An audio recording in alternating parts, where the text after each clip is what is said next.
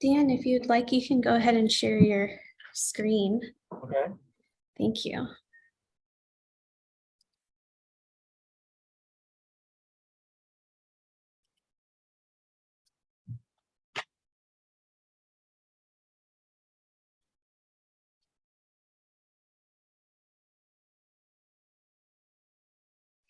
Hello, everyone.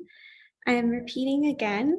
This is Allie Newman from Sandag, and I'm going to repeat that we are just waiting 1 more minute for more people to log into the call before we get started.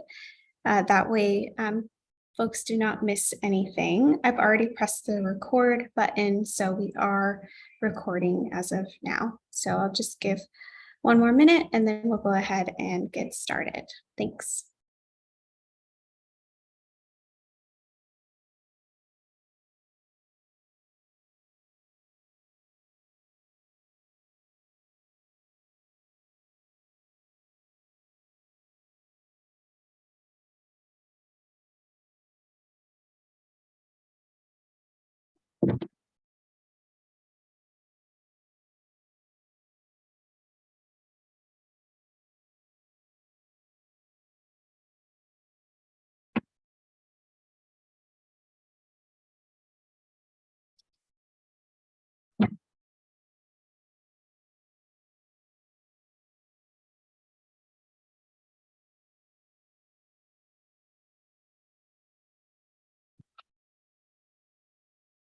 Okay, hello everyone. This is Allie Newman from Sandag. I see that we have 15 participants so far on our participants list. So I'm going to go ahead and get started here. Okay, so hello everyone. Good afternoon. Thank you for joining us. My name is Allie Newman and I'm from Sandag. Many of you on the line probably know me, and I monitor the Specialized Transportation Grant Program. So I oversee active grantees. And I do this work with my colleague, Zach Rivera, who handles the competitive side of things. So if any of you applied for Cycle 12, you probably spoke with Zach Rivera. So thank you everyone for joining. This is our second ADA compliance online training. As you know, the Federal Transit Administration conducted a triennial review of Sandag recently. And this included a review of Sandag's oversight of Section 5310 subrecipients. And as part of that review, and in tandem with the agency's overall emphasis on equity, Sandag is enhancing its monitoring of STGP grantees related to compliance with the Americans with Disabilities Act of 1990, otherwise known as ADA. So as a first step toward this FTA corrective action, we are hosting this online training session on ADA compliance, and it will be facilitated by GCAP services. That is why you see somebody else on the screen with me. This is Dan Levy, and he'll introduce himself later. Something that I want to reiterate is, since this is a result of an FTA audit, we do require evidence of attendance for this training. So as part of that, I have created a office form so you can record your attendance for this training, and I'm going to put it in the chat box. If you could please make sure to fill it out. It only takes 1 minute. You can fill it out and put in your name and email address so that we can record your attendance for this training. So I'm going to put that in the chat now.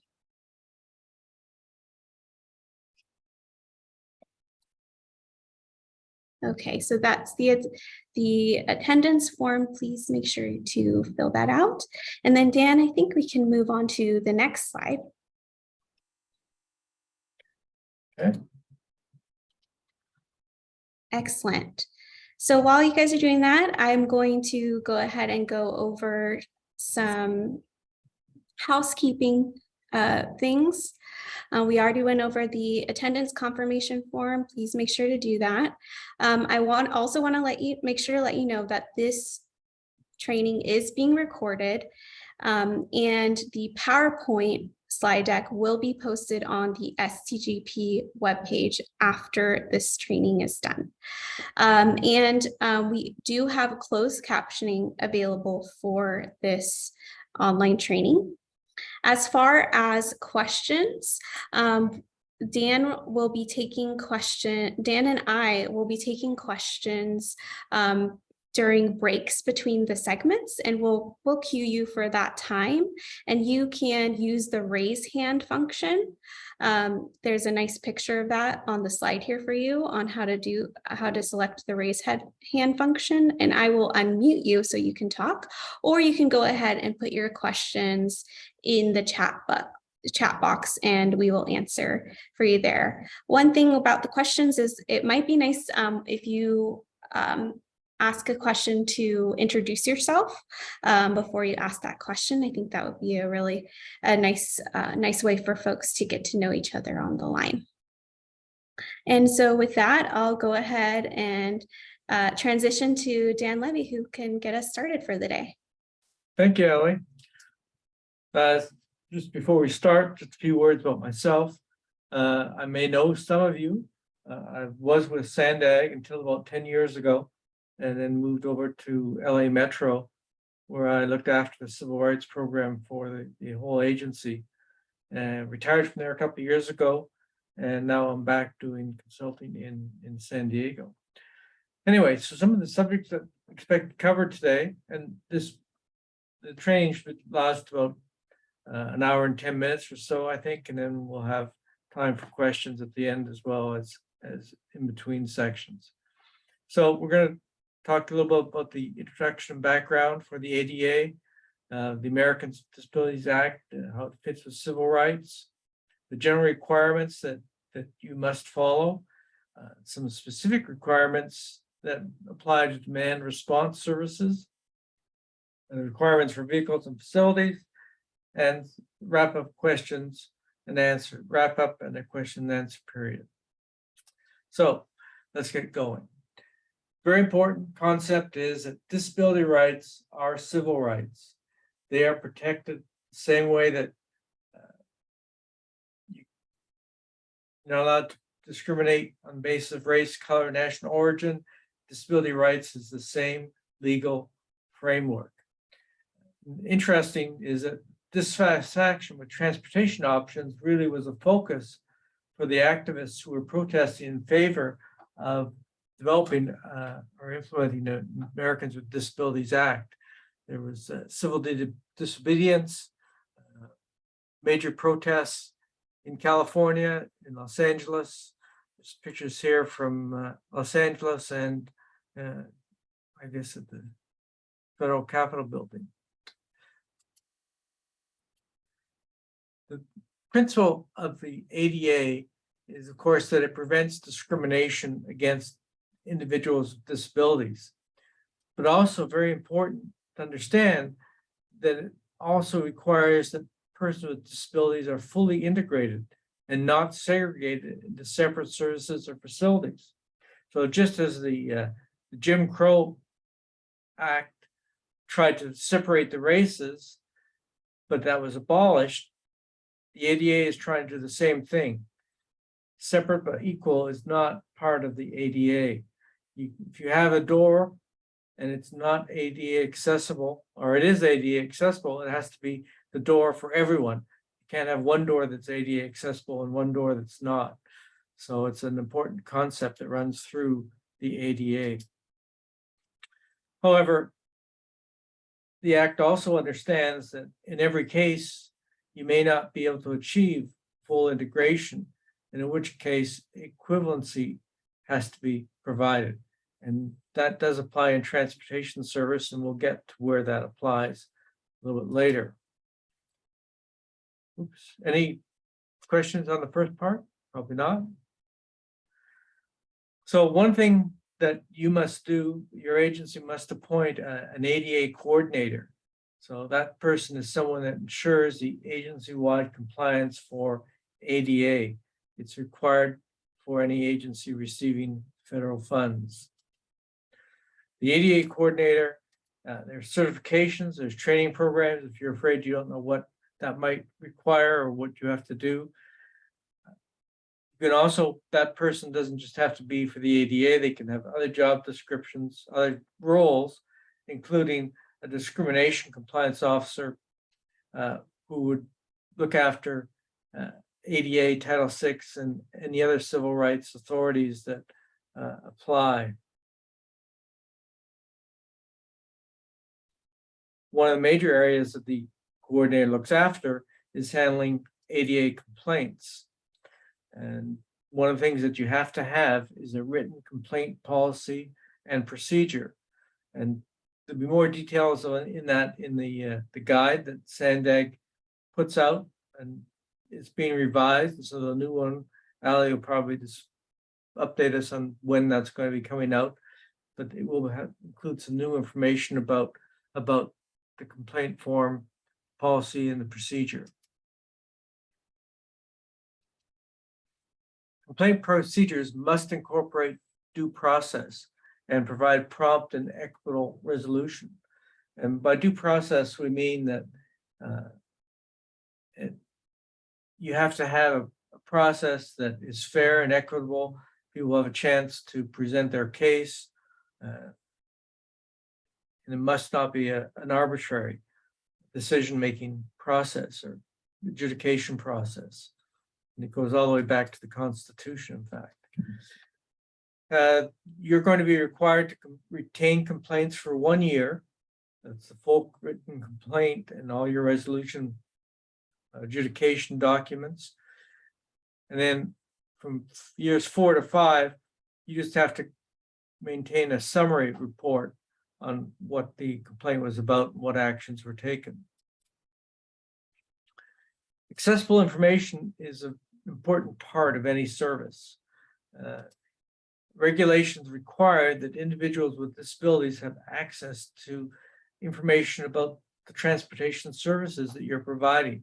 And that means information about the fares, service rules, booking procedures, and any temporary changes that affect the service being provided on the road. The information that's made available to people with disabilities has to be the same as the information that's being made available to everyone. Now, the information itself doesn't necessarily need to be made in the format that's requested, but it does have to be in the format that's usable by the requester. So someone that's blind might request information in Braille, but you don't have to provide it in Braille if you have it in a recording on an audio tape.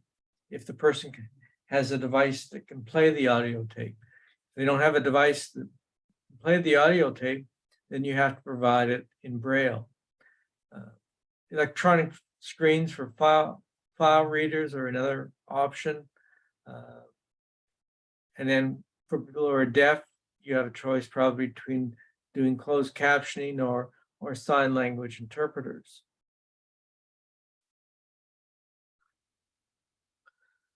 Accessible websites are a really useful tool for conveying accessible information, as long as it is made to be accessible. The federal government interprets the ADA as requiring websites to be accessible. However, at the moment, there are not any detailed regulations about what you have to do to a website to make it ADA accessible. The Department of Justice, the Federal Department of Justice, has announced that next year they're going to release regulations that will define what has to be, what elements have to be in a website to make it fully accessible. In the meantime, there are some voluntary guidelines, and you can read about those, or you can do a Google search and find out what they might be. These are 3 areas or 3 agencies or administrations that provide that kind of information. The Web Content Accessibility Guidelines 2.1 is probably the most widely adopted version. And again, you'll find there's an address there that will provide you information about it. The Access Board Section 508 standards. These are actually standards for accessible websites that were developed by the federal government, but they only apply to the federal government itself. But if you want to see probably a good preview of what the federal government is going to ask others to do, that may be a source. And then finally, Caltrans has taken the Web Content Accessibility Guidelines 2.1 and expanded on how it can be implemented. They have their own guidelines, and so that's another useful description. Some of the key features: accessible by keyboard, being zoomable, so you can have large print for people who have vision problems, text size increase, color contrast is important, and then the actual choice of colors, because color blindness can be a disability as well, and then making sure that any audible information is available in closed captions or with a sign language interpreter. Speaking of audio communication, again, persons who are deaf, hard of hearing, or have speech impediments must be provided accessible information. And again, there's a couple of different ways of doing that. 711, which is a California relay system, or a TDD, telephone device for the deaf, are the most common. And you must have at least one person who is trained on using that equipment. Or you could consider having someone fluent in American Sign Language available for face-to-face contacts. Reasonable modification is a very important concept. And what it is that you're required to make reasonable modifications to your policies, practices, procedures in order to avoid discrimination on the basis of disability or to provide program accessibility. And that's kind of a mouthful. What it means is you have to have a process for making decisions and implementing reasonable modifications to policies and practices. So as an example, a lot of transit systems, or perhaps your own demand response system, says no eating or drinking. And that might be very appropriate as a rule when people are doing, for example, volunteer driver programs. You don't want passengers eating in someone else's car. But a reasonable modification of that might be that you would allow someone who's diabetic to eat or drink because they need to get a sugar fix. And so that's an example of a reasonable modification. So in order for someone to ask for a reasonable modification, they have to describe what they need in order to use the service. But they don't have to use the phrase reasonable modification. They just need to say, you know, I have a disability, I need to be able to eat or drink something. Ideally, they would make the request in advance. You know, when they book the trip, they'd say that I might have to eat or drink in the vehicle, but they don't have to. If they suddenly need to do something, the decisions can be made on the spot by the driver, but the driver should consult with management, so there's a record of it. You know, you might get a situation where a driver would say, sure, go ahead, you can eat or drink in my car, and that message is never passed on to management, and it's not conveyed to the records or to other drivers. Next driver that the person has says, no, you can't eat in my car. And there's no record, no way of knowing that, in fact, the person does have permission to eat or drink in the vehicle.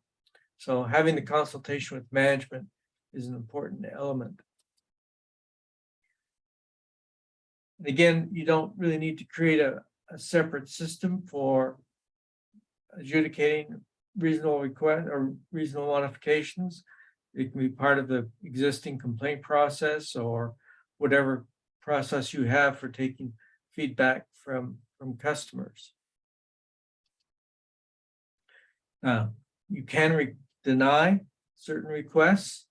So you can deny a request that would fundamentally alter the nature of the service, program, or activities.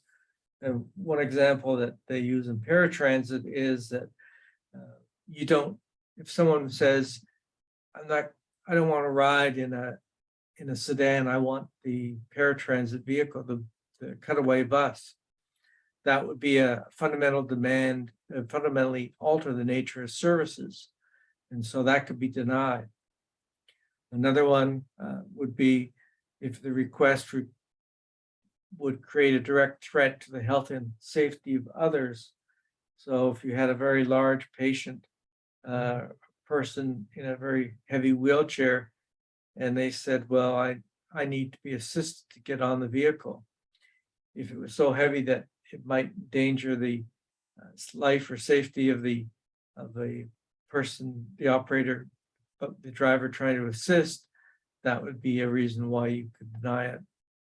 And then finally, the other one is very important, is that it has to be something that without the request, the passenger is able to fully use the service. So if we go back to the first example, the person says, I prefer to ride in a sedan and not in a cutaway bus. That's a choice issue. The person can still use the system without getting the vehicle that they want.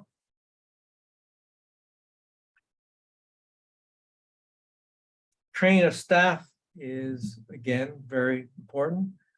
The ADA actually requires that your staff be trained to proficiency in order to accommodate persons with disabilities. That obviously means that drivers need to know how to use the equipment that's in their vehicles, if they have wheelchair lifts or tie downs, but also frontline staff who might provide information over the phone or over the front counter need to know what's required to be compliant with the ADA. Vehicle dispatchers who are talking to the drivers over the radio need to know what the rules are, and even the managers and dispatchers who may be called upon to adjudicate disputes. And that really wraps up the first section. So if there's any questions, be happy to take them now.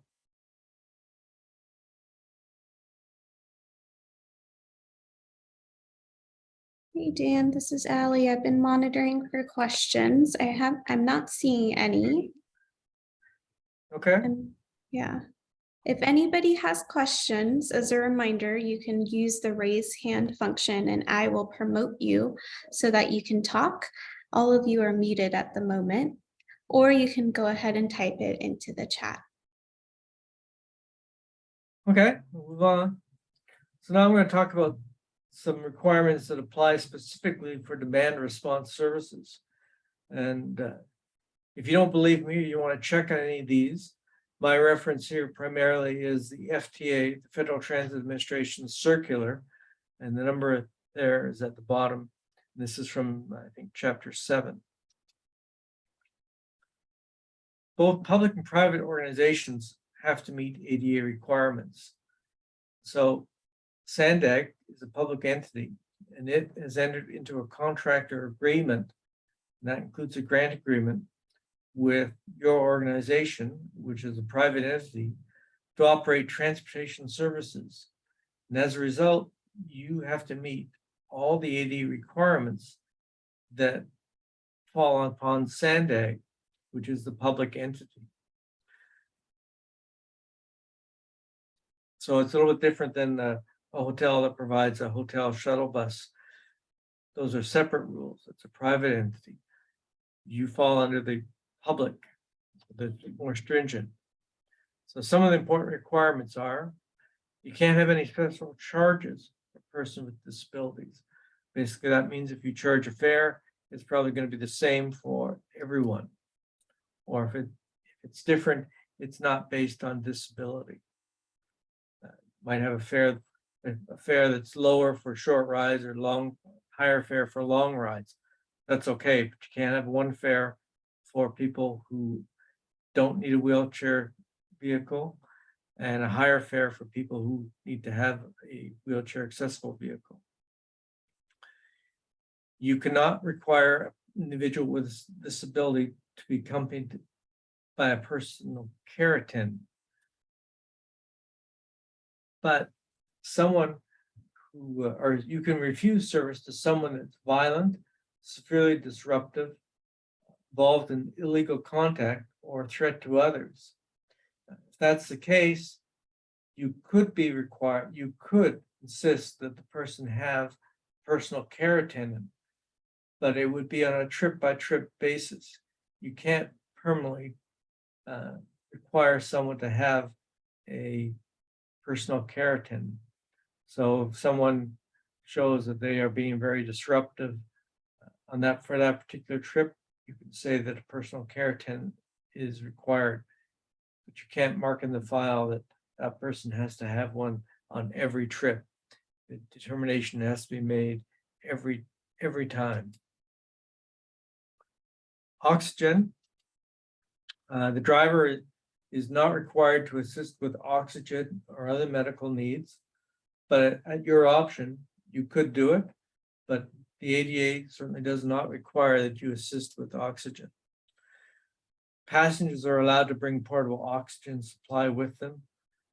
They're allowed one cylinder of up to 99 pounds per person and a maximum of 500 pounds per bus. And those are the picture shows the common size of oxygen tanks. And in fact, they all weigh less than 99 pounds. So you're probably not going to have an issue with that. There are no restrictions on oxygen concentrators. You could have 10 of them on a vehicle. That's not a problem.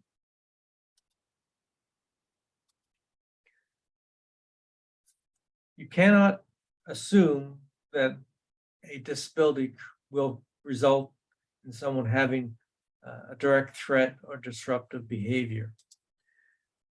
If you're going to refuse a trip, you need to try and resolve the issue, and you need to document as much as possible. And as I mentioned before, riders have a right to due process. So if you do refuse someone, they're going to have the right to appeal, they'll have the right to present the reasons why they don't think they should be turned down. You cannot refuse a person with a disability due to insurance issue. You can't say we're not going to carry you because we don't have insurance to carry wheelchairs. So that sign, we often see that in stores, we reserve the right to refuse service to anyone. That doesn't apply. You can't have a sign like that. And in fact, you can't even have a sign like the one beside it. We reserve the right to refuse service to anyone who's hostile, aggressive, obnoxious, or drunk. Certainly, they're obnoxious or drunk. They may not be a threat to others. They may not have it. They may not create a safety issue. Drivers must make use of accessibility related equipment. They have to know how to use it. They have to inspect, ensure the features are functioning as designed, and get repairs made as promptly as possible. If an accessibility feature is not available, reasonable steps have to be taken to accommodate the person with disability. So the major equipment really related to transportation is usually the lift or ramp. A vehicle can remain in service with a lift or ramp not working for a maximum of 3 days in San Diego. In very small communities, it can actually go up to 5 days. When the population is over 50,000, you can only do it for 3 days. But you can only operate it without the lift if there is an alternative method of transporting people in wheelchairs. They have to be assigned to other vehicles, call in another service. The lifts and ramps must be able to accommodate wheelchair and passenger, a combination of 600 pounds, 30 inches by 48 inches. If the wheelchair lift actually has a capacity of 800 pounds or 1,000 pounds, then that 600-pound limit doesn't apply. You must carry someone who will fit. The requirement is that the lift has to be able to carry at least 600 pounds and a wheelchair that's 30 by 48. You cannot require any other specific equipment, such as brakes, push handles, wheel locks, anything else on the wheelchair.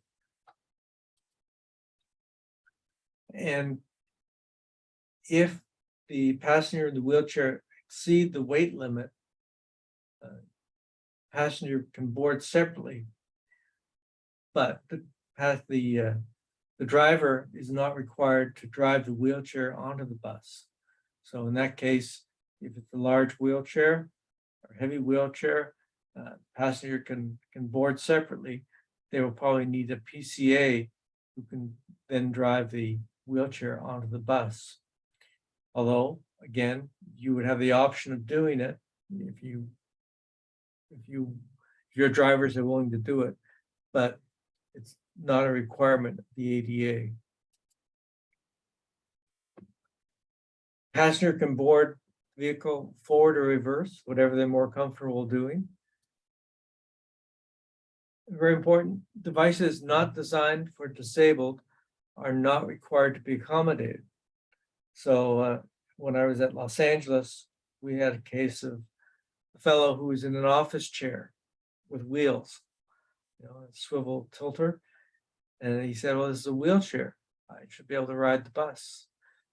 No, it wasn't designed specifically for the disabled, and so it doesn't have to be accommodated.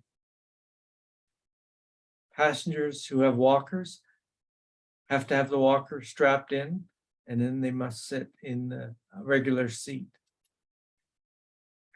Seat belts and shoulder harness on all the vehicles that you operate are mandatory. And you should never use seat belts or shoulder harness without securing the wheelchair.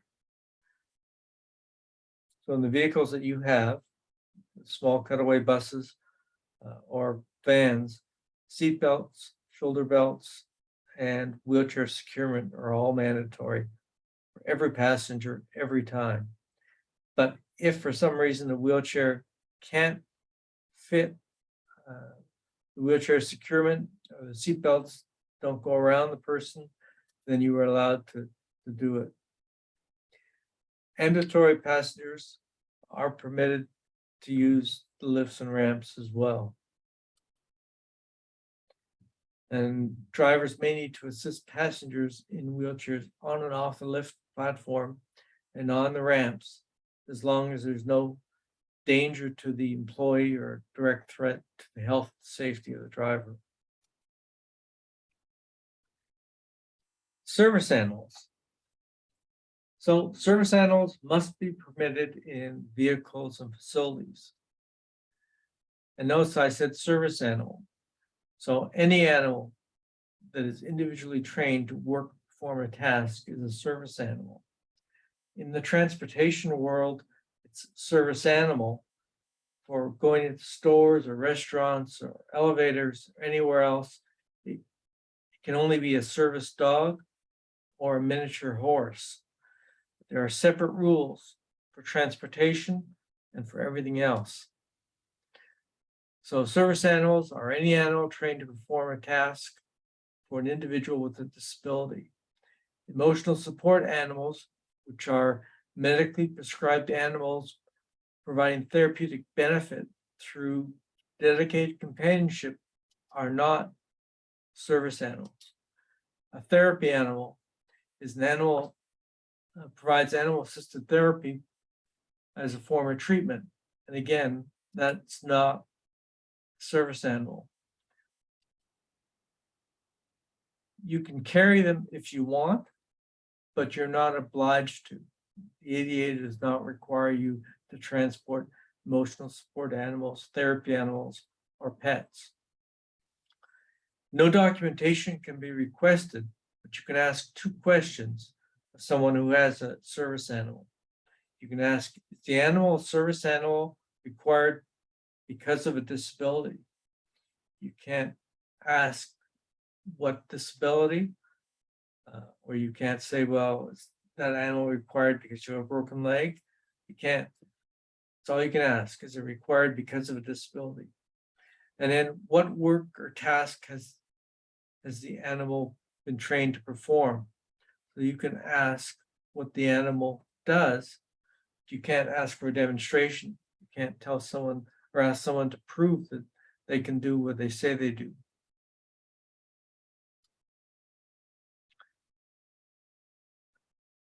And again, as I mentioned before, you can allow emotional support therapy animals or pets if you wish. It's not required. You can refuse to transport an animal that's not under a passenger's control or that poses a direct threat or creates a disruptive atmosphere. The animal has to be under control. So if it's barking, acting aggressively, you don't have to transport it. The driver is not required to take control of the animal. You don't have to take the animal out for a potty break. You don't have to take control of the animal. Here's a miniature horse. Multiple service animals can be brought on board by 1 passenger. So 1 passenger can have 2 dogs or 2 cats for that matter, or a dog and a bird. You can require prior notice of the intent to bring a service animal. And then importantly, other riders or drivers' allergies to an animal is not a grounds for denying service to a person with a service animal.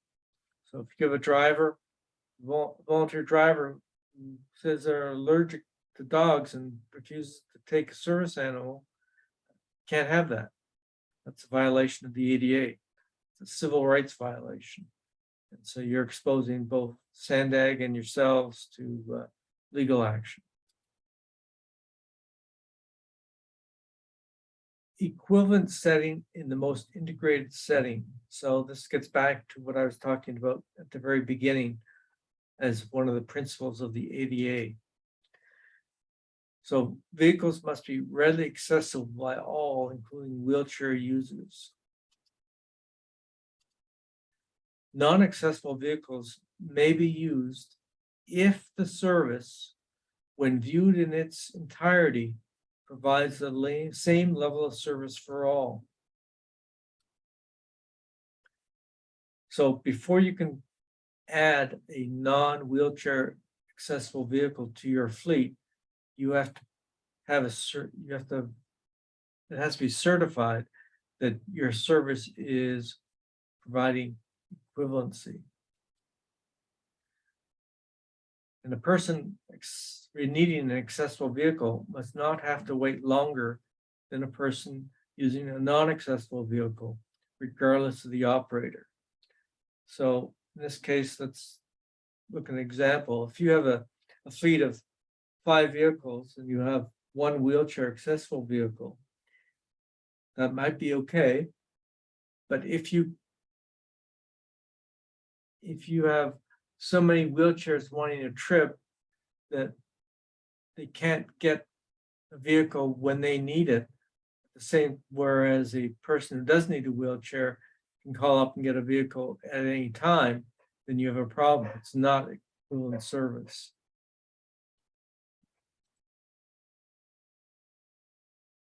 So the goal of the ADA is to provide transportation in an integrated setting so that you have a mixture of people who in wheelchairs and people not in wheelchairs on the same vehicle. Vehicles need to accommodate a mix of riders to promote integrated service. Inaccessible vehicles are permitted to keep costs down, but service equivalency must be maintained. So there's 7 measures of service equivalency. And when looking at service equivalency, you're comparing trips of people without disabilities and trips for persons with disabilities. 7 measures are: first, response time. So someone who is not in a wheelchair calls up, and you can get a vehicle to pick them up in 2 hours. Then someone calls up and needs a wheelchair vehicle and you can't provide it for 5 hours. That's not equivalent service. They have to be the same. Fares, talked about that before. Fares can't be determined by disability. Geographic service area. So if you have, let's say you have 2 service providers, they both have to cover the same area if one is doing accessible vehicles and one is doing non-accessible vehicles. You can't say to someone in a wheelchair, well, sorry, we don't have any wheelchair vehicles in that area. The hours and days of service must be the same. Restrictions or priorities based on trip purpose. So they have to be the same for people with or without disabilities. You can restrict service or you can give priorities to certain trips, but it can't be based on disability. And the information has to be available and you have to be able to make the reservations regardless of your disability. It has to be equally accessible. And the last is constraints or capacity on service availability. So any constraints have to be the same for people with disabilities or people who don't have disabilities. An important consideration is also thinking about your next potential customer. So today you could have every passenger might be ambulatory or without disability, which is fine. That's not a problem. But what happens tomorrow if someone breaks a leg or someone is suddenly in a wheelchair and they need an accessible vehicle? That means if all your passengers are ambulatory, you don't have a wheelchair vehicle, you need to be able to get one in a service as quickly as possible. Kind of interesting, there's President George Bush walking on his inaugural parade. And there he is signing the Americans with Disabilities Act, 1991 and 1990. But then he ended up towards the end of his life in a wheelchair. And so he became a beneficiary of the Americans with Disabilities Act. Just goes to show that you never know when you're going to be disabled. It can happen to any of us at any time. So with that, any questions about service for demand responsive transportation? Hey, Dan. I'm still monitoring for questions. I am not seeing any raised hands. And I do not see anything in the chat. Todd, okay, it looks like Todd has one. Oh, and I see Marilyn as well. Since I saw Todd's first, I can go ahead and promote Todd first. I'm going to allow you to talk, Todd, and don't forget to introduce yourself. You are unmuted, Todd.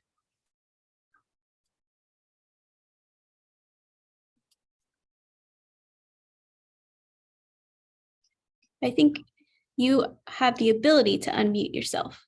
There we go. Is that better? Okay. Yes, thank you. Okay, sorry. My question revolves around the equivalency question and the information you provided there. If I have vehicles in my fleet that are not funded by the FTA and are not accessible, are those affected in the quotient or the equation when you're figuring about accessible vehicles and what is funded? Yes. If they're providing the same service, it's all part of this, it's treated the same. So I think on the slide, if I can go back to it, the wording is very specific. It's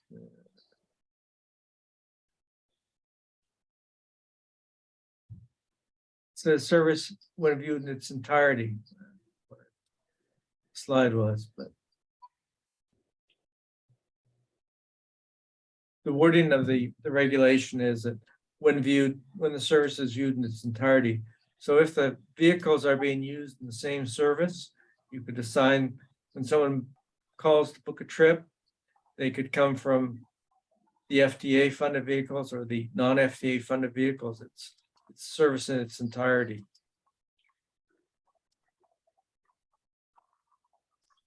Okay. Does that answer your question, Todd? Yeah, I think so. I mean, the way we use our vehicles in respect is a little different because in the situation of the vehicles I'm talking about, it's more of our smaller vans, and those are assigned to homes that use them on a daily basis. So it's not like a subscription route per se, or somebody calling up to do a ride. So they're assigned more for need, and the individuals that are assigned to that individual house versus saying a subscription ride. So it's a little different. It wouldn't necessarily work the same way, I guess. So I that's kind of where my confusion comes from. Yeah, if it's a different service, if it's assigned to a house, that vehicle is not being used for the subscription service, so it wouldn't be the same. Okay. Thank you for your question, Todd. Do you have any more questions? No, I think that's all right now. Okay. I think the next person that had a question was Marilyn Greenblatt, so I'm going to promote you, Marilyn. One moment. Okay. So Marilyn, you have the ability to unmute yourself and go ahead and ask your question live now. Yes, hi, Marilyn Greenblatt with Jewish Family Service. Hi, Dan, I remember you from years ago. So I have a question about the personal care attendant. If our rider is requiring someone to go into the doctor's office with them to be able to gather information that they may not be able to digest themselves, isn't that a time for a personal care attendant to accompany?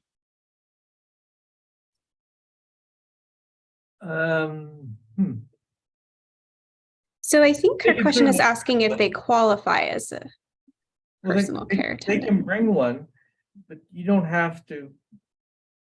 They can certainly bring a personal care attendant, but the regulation says that you can't require them to have one. So if they can't do what they need to do, they'll need to bring one, and that's fine. But the other side of it is you can't tell the person they can't have one. Sorry, you can't tell the person that they need one to be able to ride.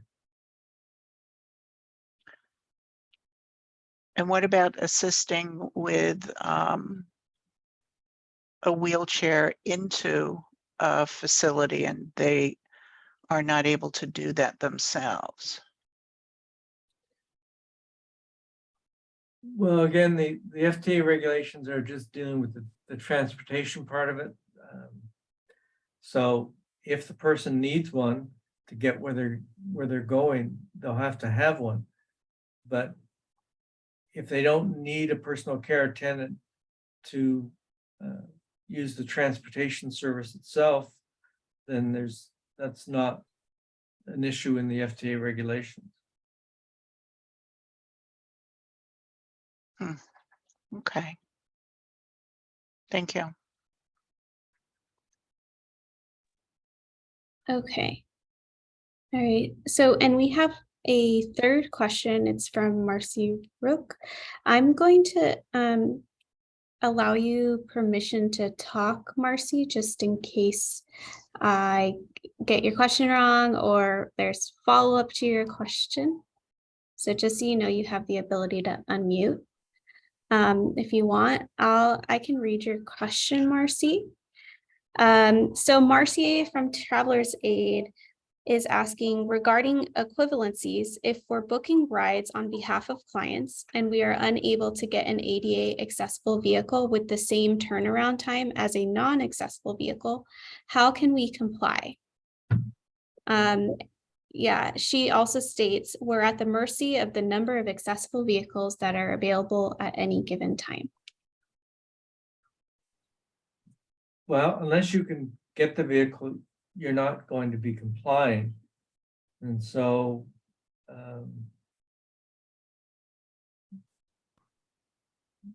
if you're,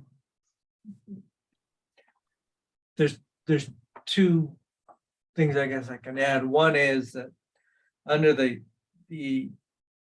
ADA, the FTA looks at problems like this and asks to see whether it's a pattern in practice. So if the situation that you described there comes up once in 6 months, it's not an issue for the FTA. But if this happens every day or every week, then it's becoming a pattern in practice, and indeed it's a violation of the ADA. And I hate to say this, but probably the only way around it would be that you have to turn down trips for ambulatory people on vehicles that you have, because you have to give them the same waiting time as people with disabilities. They need to be the same. That's not a very good answer, but it's what's required to be compliant with the ADA. You need to treat everyone the same. So if you cannot accommodate people in wheelchairs, you can't accommodate people who don't need wheelchairs. Can you hear me? Sorry, just as a follow-up. Our organization doesn't have our own fleet of vehicles. We have some volunteer drivers, but we also purchase rides on behalf of clients and use other providers. And I mean, I understand the requirement. I also understand your answer, but I feel like this is sort of a county-wide, system-wide problem with not having enough ADA accessible vehicles for the number of people who want or need them. And I guess I feel like for this particular part of the requirement, it's a little bit out of our control. So it's sort of a quandary. I realize it's not something that can be easily answered, but that was the thing that stood out to me most when you were going over the equivalencies.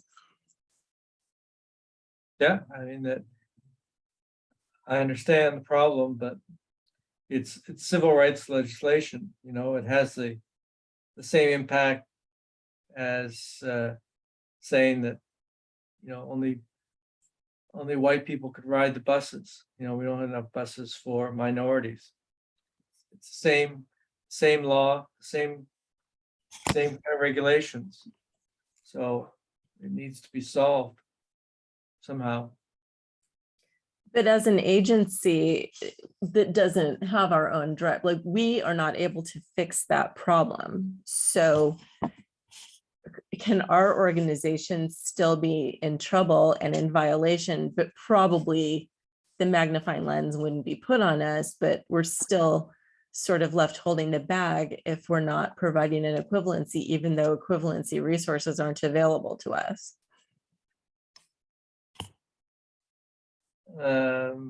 Well, that's what the requirement is, unfortunately, for you.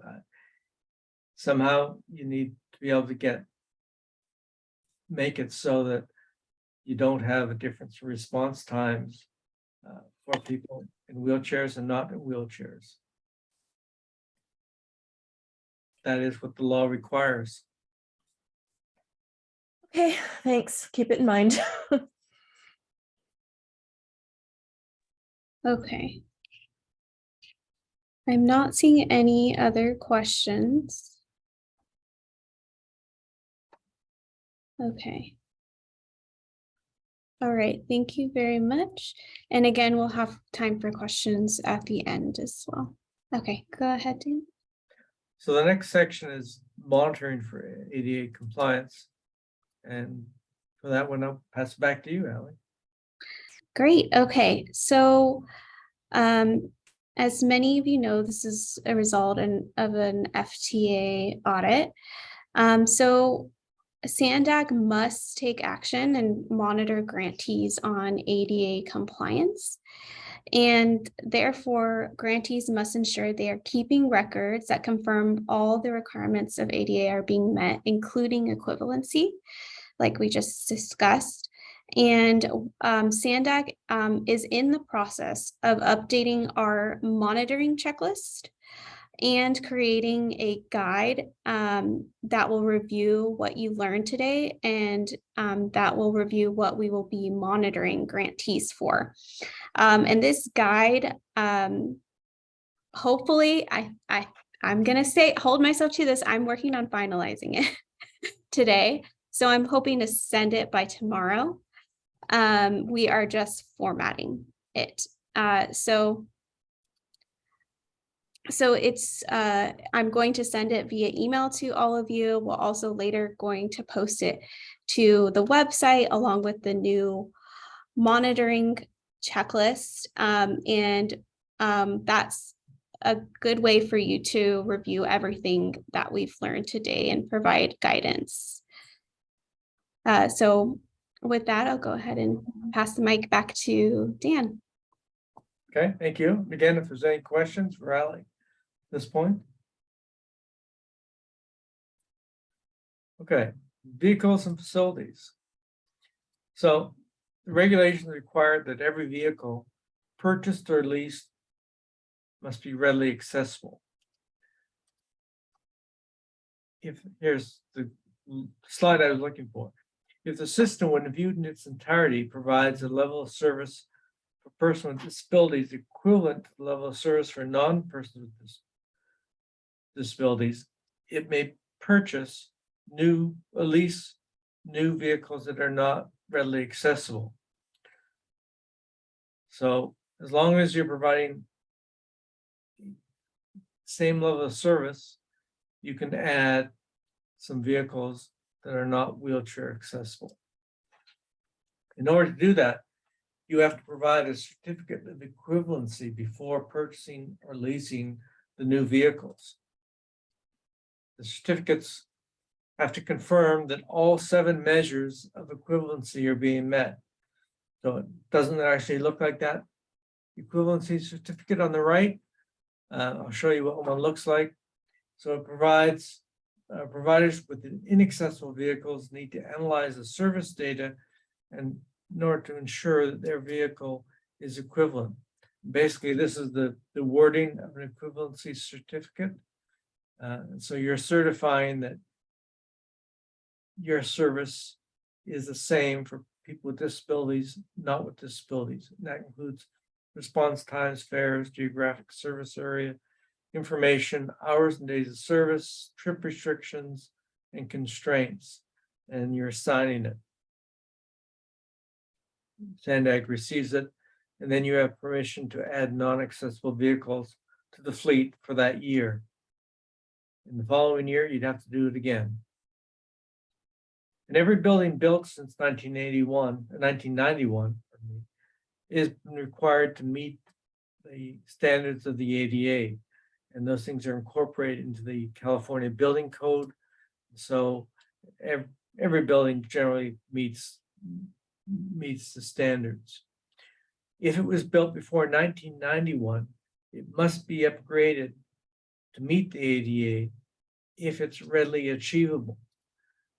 There's no such thing as grandfathering, but there is something called safe harbor. So in some cases, due to cost or infeasibility, making it not readily achievable, you can get around the need to modify your building. One of the ways of doing that is called equivalent facilitation. So for example, if you have a building and you have stairs to the front entrance, and there's no way that you can economically or feasibly put in a ramp, maybe you don't own enough property in front of the building, whatever. So having a side door making the side door wheelchair accessible, having intercoms so someone who can talk to you and get instructions on how to get in. That would be equivalent facilitation. An upgrade is required, however, when renovations or alterations are made. So if you end up renovating your building and it affects the somewhere near the front of the building, then you would have to find a way to make it comply with the code. So one of the things that you can do is have your building examined by a California certified access specialist. These are independent folks who are licensed by the state to look at the compliance of your building and identify possible remedies. And having that done kind of helps you in case you do get a complaint or a lawsuit filed that you're not being accessible. You know, everything about the building, including the parking, you need to provide. You'll find out if you need to provide accessible parking or not, and if the spaces are meet the code requirements. Just a few quick conclusions here. Just want to remind everyone, compliance with the ADA is mandatory. It's not optional. Same requirements apply to all of the grant program recipients or grantees, both 5310 and senior mini grant. And there's a lot of information talked about today. You need to really pass it along to others in your agency. Certainly disability awareness and ADA compliance are everyone's job. So with that, go back to questions and answers, if there are any out there.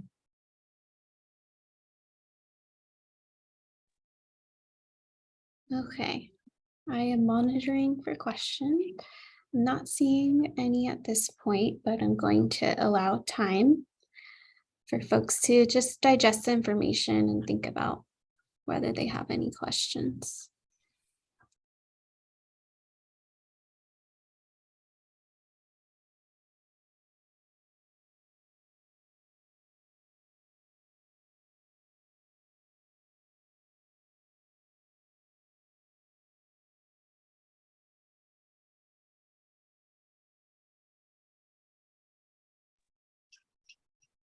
All right, I keep looking. I'm not seeing anything.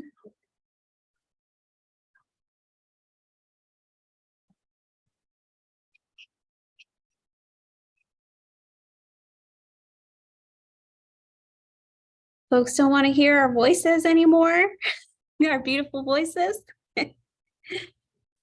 Or I think everyone just needs time to digest information. A lot of material.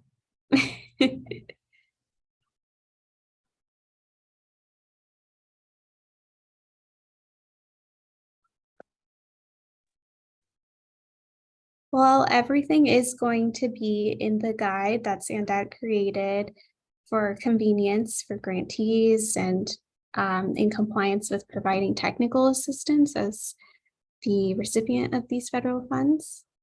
There was one question I see from Todd from Home of Guiding Hands, and he asks, how can we get a copy of the presentation?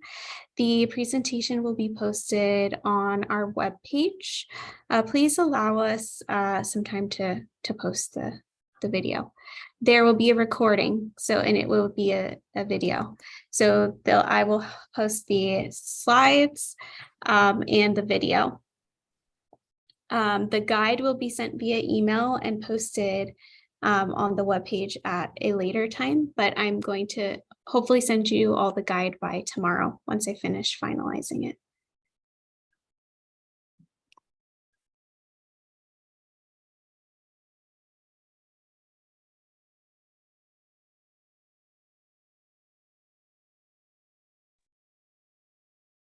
The recording is really useful, I think, for folks that want to listen to the questions again, too, that were asked. I thought there was some really useful questions that other people can benefit from. So thank you for asking about that video, Todd.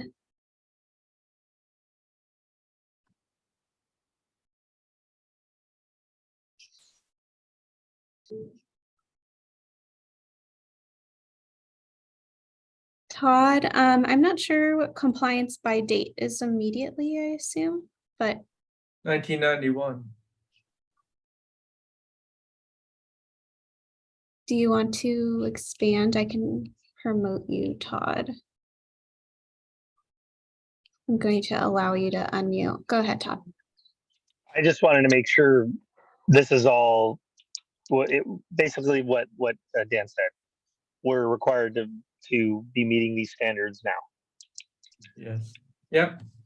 Everything has Okay. been in place for years. I mean, some reason modification is probably the most recent change, and that was made about 6 years ago. So it's all in place. Okay, and then the other thing is, as far as Standag's role, you're going to put out the information. When do you expect to start seeing us providing the information in the reports? Would it be the first quarter of 23? That is still up for discussion at Sandag. I mean, like I said, we're just finishing up the guide. So we're figuring out what our monitoring capacity is and when we're going to implement that. I will get back to you on that question. It's a good one. Thank you. Thank you, Todd.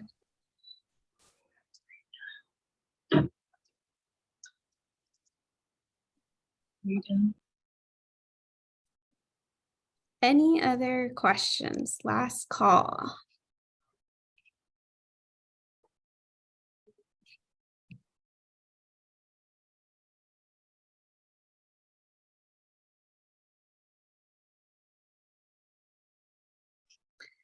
Okay, well, I want to tell you all that we do have another survey for this training, and it's a feedback survey. It's completely anonymous, so you can feel free to be honest on it and tell us your opinion on the quality, the information we shared, how your agency is going to take any next steps.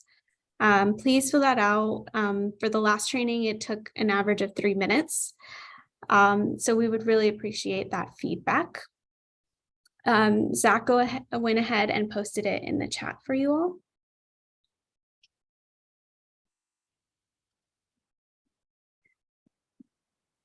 Thank you, everyone who attended. I know it's been really busy with our cycle 12 closing up, so I really appreciate all of you for attending the training today. So I think we can wrap things up now, but I'm going to stay on the line longer, Dan, just in case folks need that survey form. And just so you all know, I'll email it out to folks too, based off of who filled out the attendance form. So that survey will be emailed to folks too. Thanks, everyone. I'm staying on the line just in case you need that form. Holly, this is Todd. Oh, go ahead, Todd. Mm-hmm. Hey, I tried to click on the attendance link and it didn't do anything for me. But yeah, like I posted, I'm in an iPad, so it may just be that. I think it is because I noticed it worked for other people. I will enter your name for you, Todd. Perfect. Thank you. You're welcome.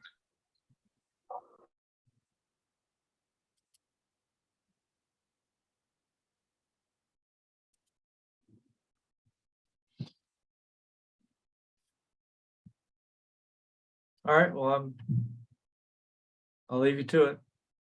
Bye. Thank you, Dan. Thanks for your presentation. Thanks.